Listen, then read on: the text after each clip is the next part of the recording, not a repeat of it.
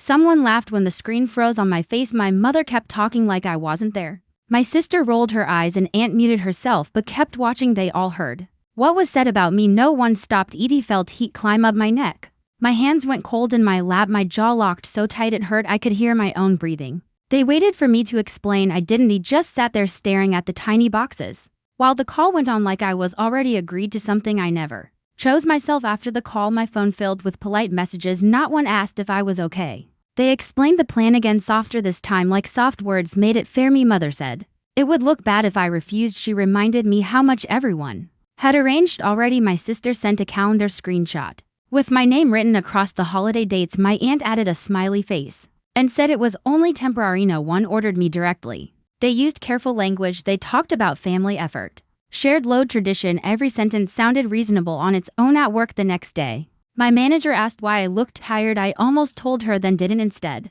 I heard her remind the team about approving leave requests early because holiday schedules were locked. Rules were rules, she said, even when inconvenient. That sentence stayed with me all morning. Becca's rules only seemed firm when I needed something. When others needed me, everything became flexible. Be lunch. My mother emailed instead of texting a long message, very formal. She listed what each person was contributing for the holiday: food, travel, decorations, gifts. Then she wrote that my role was childcare since I was best suited and free. It looked organized. It looked fair on paper. It also felt like a decision already seen. Yeti read it twice at my desk while coworkers laughed nearby. No one knew. My chest felt tight. No one knew how familiar this feeling was. Had evening, my sister called. Her voice was cheerful but careful. She said the kids were excited to stay with me. She said it would help her marriage to get a break. She said mom had already told relatives. I agreed. I noticed she never asked if that was true. I told her I needed to think. She paused just long enough for disappointment to be heard, then said, "Don't make this complicated." The call ended politely. No yelling, no threat. Still something inside me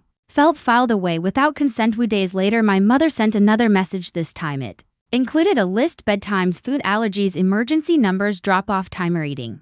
It felt like opening instructions for a job I never applied for. He stared at the screen. For a long time the plan was complete. All that was missing was my silence, which they seemed sure they would get. It was the sharpest part. No one needed to force me. They trusted the system they had built around me, the reliable daughter, the easy solution, the one who wouldn't embarrass the family by saying nothing dramatic had happened. No one insulted me. No one raised their voice, but the decision had already been made.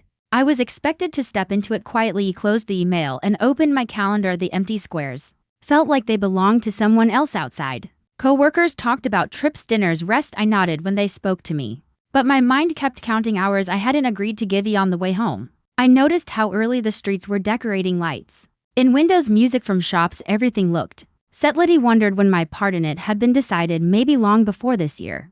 Maybe every year. By the time I reached my door, I understood one thing clearly. They weren't waiting for my answer. They were waiting for my compliance. And until now, they had never been wrong about thought. He stood there with keys in my hand, feeling the quiet cost of being dependable for everyone but myself. I didn't sleep much that night.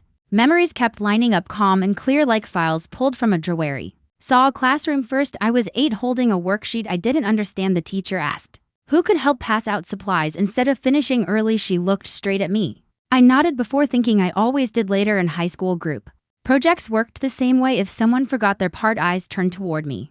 Not unkind, just certain. I stayed up late fixing slides while others joked in the chat. In college, my roommate borrowed money often. She promised to repay me after her job started. When it didn't, she hugged me and said I was the only one she could rely on. I told her it was fine. I said that word a lot back then. My first job brought the same pattern. When shifts needed covering, my name came up. Managers thanked me in meetings. Coworkers called me dependable. I felt proud but also tired in a way I couldn't explain. At 26, I canceled a New Year trip because my parents needed help hosting relatives. They said it meant a lot. I believed them. I spent midnight washing dishes while fireworks flashed outside the window. At 30, during another holiday, I watched children while cousins posted party photos. Someone joked online that I was the family nanny. I clicked the laughing emoji so no one would think it bothered me. Even friendships followed the same shape. I listened longer. I drove farther. I forgave faster. People described me as low maintenance. I thought that was a compliment. Lying in bed now, I noticed how each memory felt small, alone.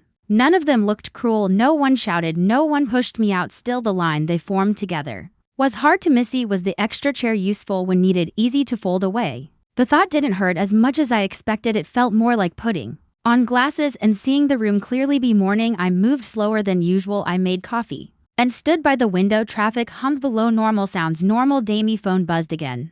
With holiday updates, menus, travel times, kids' schedule. Let's read them. Without replying, for the first time I wasn't trying to solve anything, I was just noticing. And once I noticed, I couldn't unsee it. Quiet in my apartment felt different that morning. Not empty, just honesty. Opened a drawer and found old holiday photos in each one. I was slightly to the side holding bags, watching coats, pouring drinks. He tried to remember who took the pictures. Probably someone who never noticed where I stood. He set them back and checked my email. More instructions had arrived. Times, addresses, notes about pajamas. He felt a small shift inside, like a door easing shut, not slammed, not locked, just closing enough to hear the click. He didn't know yet what I would do, but I knew what I wouldn't do. I wouldn't keep pretending this was new. I wouldn't keep calling it normal. The day moved on around me. Cars, voices, light shifting across the floor, and in that ordinary morning, something settled quietly into place inside. May finally saw the pattern for what it was. Not bad luck, not coincidences. A role I had been handed and kept accepting. G stood there a long time, breathing slow, feeling the weight of that truth settle in my chest. Steady, quiet, and strangely clear at last. For the first time ever, the boundary crossed. 3 days before Christmas, it came as a group message. Short, final. Kids will be dropped off at your place Christmas Eve morning. Thanks again. No question, no pause. Just a schedule. Read it once, then a gamey chest felt oddly calm, not tight like before, not angry, just still. More messages followed under it. Thumbs up emojis, heart reactions. Someone wrote, "Perfect plan." I watched the screen fill while my coffee cooled beside might. Felt less like a conversation and more like paperwork already. Stompedy noticed something then. No one even tagged me. They didn't need my reply. My role was assumed. That was the moment something stopped inside. Meant it loudly, not painfully, just stopped. A skinky. Didn't type one, didn't defend myself. I didn't explain my plans or remind them I had said no before. I set the phone down and listened to the hum of the fridge, a small ordinary sound. It felt louder than the mess. I guess for years I had tried to earn my place, tried to be useful enough to stay included, tried to prove I wasn't difficult. No, I saw the trade clearly. Belonging had always cost me. Silence seemed. For the first time, I wasn't willing to pay. Opened my laptop, not in a rush, not shockingly. Just searched flight, dates, times, purchase. Picked the earliest one. Christmas Eve window seat one way. Me hands were steady when I booked it. No dramatic feeling, no surge of fear, just a quiet sense that something had finally aligned inside me. When the confirmation email arrived, I didn't smile. I just nodded once, like I understood something important. Group chat kept buzzing, plans stacking on top of plans. They were building a holiday that didn't include my choy cheso. I built a morning that Dee packed that night. Simple things, closed book, charger, no speeches in my head, no imagined arguments. The soft zip of the suitcase close in. G went to bed early and slept better than I had in weeks. When the alarm rang, I got up without hesitation. Shower, coffee, coat. City was still dark when I left. Cold air, quiet streets. He locked the door behind me and felt something new, not freedom exactly, more like space. The airport, people rushed around me with gifts and bags, families talking, kids laughing. He stood in line, calm, almost invisibly. No one there knew the story. No one needed Toby. The time I reached the gate, my phone was already buzzing. Missed calls, new message. Easy turned it to silent and slipped it into my bag. No anger, no guilt, just a clear sense that the question I had been answering my whole life was finally closed. And I boarded the plane without looking back. Things didn't explode after that. They shifted while I was in the air. Messages multiplied by the time I landed. There were dozens, some confused, some sharp, some suddenly polite. I didn't answer right away. At the hotel, I checked and set my bag down and ordered tea. I sat by the window and watched people cross the street below. Normal life moving on. When I finally looked at my phone, the group chat had gone quiet. Instead, there were separate messages, now private.